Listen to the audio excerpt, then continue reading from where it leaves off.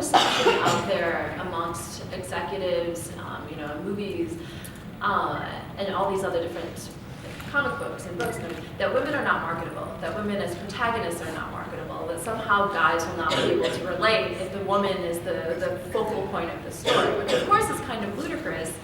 And recently, actually, somebody did a study where they looked, I'm not sure if you guys are familiar with the Bechdel test, but the Bechdel test, the basic idea of the Bechdel test is, are there in your movie two women at some point who have a conversation about something other than a guy?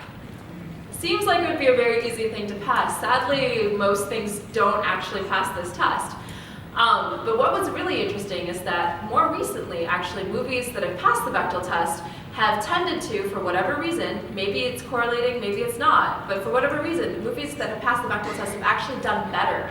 They've made more money on the dollar. I think it's like if they'll make like on average $1.64, $2 more on the dollar as a successful movie than movies that didn't pass the Bechdel test. And it's really, again, with the Bechdel test, it's really important to note, it's not saying, if a movie doesn't pass the Bechdel test, it's not automatically a bad movie.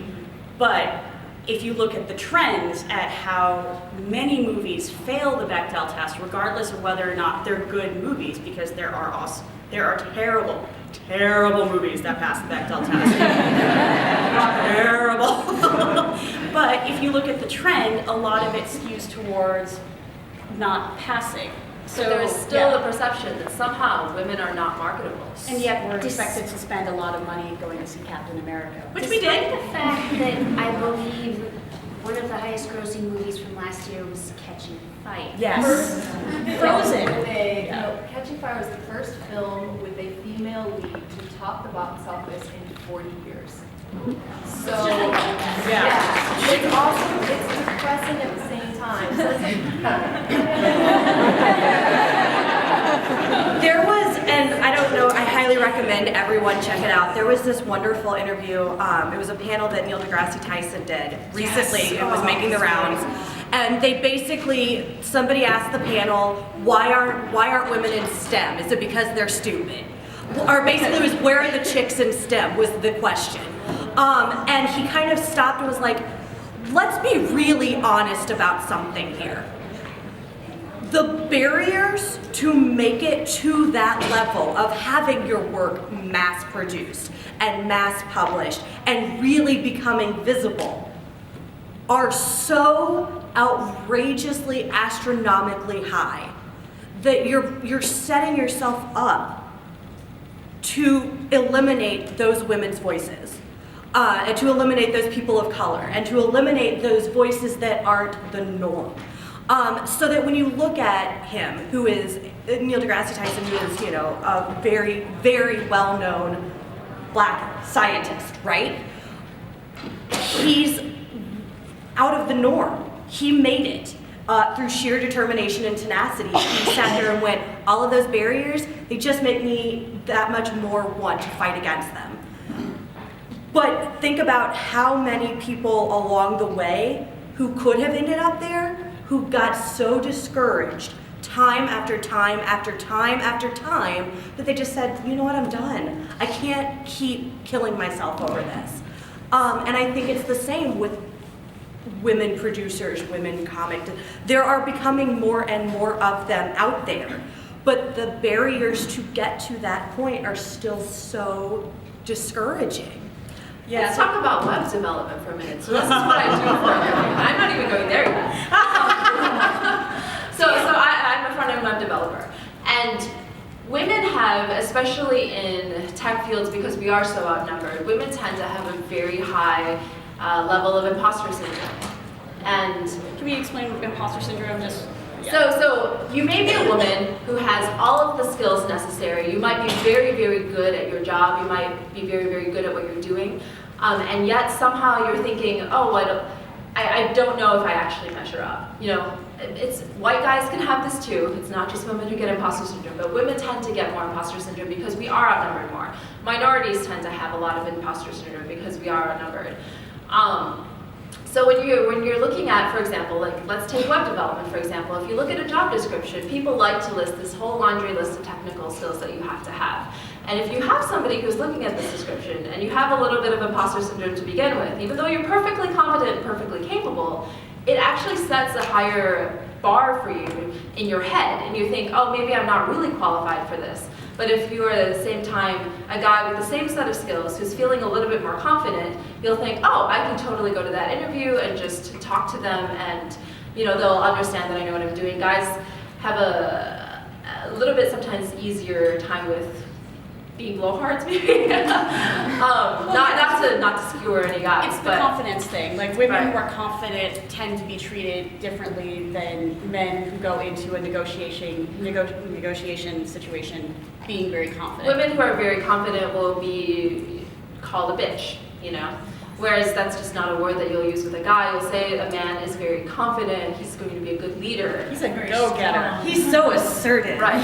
She's a pain in the ass, but he's assertive.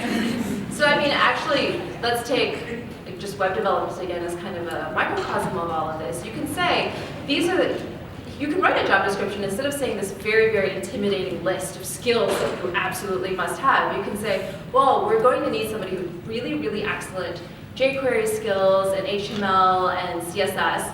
And then we're in an environment that uses some PHP, and we're in an environment where you're going to have to be able to do these various things, and you're going to have trained people. You can tell people how good they have to be at a particular skill, and that actually sets a little bit of a different expectation than just saying, you must be good at these things. And then you think to yourself, you have to be perfect at everything. Nobody is. And then you work with the other people and you find out, okay, everybody's got their various skill sets. Are we comfortable asking questions to each other? You get a much better environment, you get a much better product if you have a team of people who are willing to work with each other, ask questions, feel okay saying, oh, I don't understand how this works, male and female. Well, there was to add to that, I'm sorry to interrupt, folks, but I'm kind of moderating this thing, so. Look at who's being assertive. Assertive. Don't even know. To add to what you were saying, Dawn, I think an additional thing that job descriptions or people that are looking to hire in the STEM fields could do to make it sound more inclusive is to talk about the culture of their work environment, to talk about things like diversity and equality and collegial environment, things like that. I think having just that short little blurb, even if it's a boilerplate, just having it there at least lets people know, okay, these folks were friendly enough to at least include that thing. I should give it a shot. But I'm going to table this one for right now and move on to our next questions, because I do want to get through all of them and leave time for questions. So, how much of the onus is on women to carve out their own space in these industries? To be the assertive go-getter, etc. And how much is on the industry to account for these systemic biases and provide more or better support? Does ignoring the assholes actually work? No. When you ignore somebody making a really ignorant, awful statement, they think it's okay.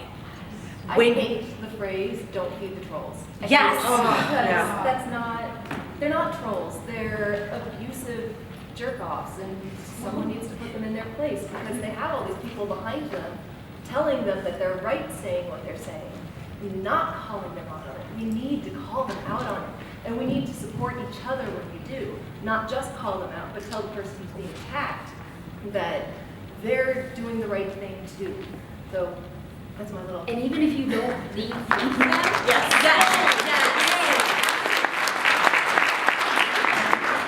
even if you don't leave food for them, they don't need your food. They don't. They don't even need our blood. They have the whole blood of all the people, the whole patriarchy, whatever, behind them. They don't need you. They will keep going at you forever. It's not like if they don't get a result, they're going to give up and walk away. Be like, oh, well, I guess we'll go abuse someone else. No. They're going to keep going at you. Yeah. And I don't know how many people have been following comics lately. There was the big blow up with Janelle Aislinn, who had written a critical opinion on the cover of the new Teen Titans. And as a result, because she didn't necessarily like the cover, she had said, like, hey, there's some things you could have done better, like, you know, drawing Wonder Girl not looking that way.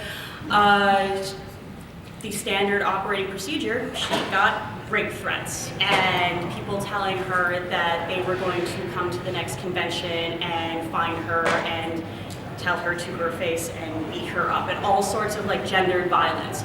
And one of the positive things to come out of this was the mass amounts of pushback, specifically from male comic creators who were saying, this is bullshit, you do not speak for us in the industry, you need to stop doing this, this is not cool, guys. We need to speak up more and say, don't do this. If we see another guy being on the internet or like someone that we know saying, hey, I don't like this bitch because she said blah, blah, blah, it's like, hey, that's not cool, stop doing it, and that's awesome. But there have been also a couple of times where, you know, you see things where someone like Brian Michael Bendis, who is a really, like, he's been a really good ally trying to say, hey, I don't like this, sexism in the industry is killing comics, it's taking away readership from the stuff that I do. But you have a well-meaning statement like he said that he was really disappointed to see so many women letting the idiots get to them and letting themselves be pushed out of comics. I have an issue with saying letting the idiots get to them, letting them push you out of comics, because the amount of ambient sexism that women tend to deal with, or that any marginalized person tends to deal with, is so much that by the time someone finally says something, they said, that's it, I'm done, I can't deal with this anymore, I'm angry, I just can't deal.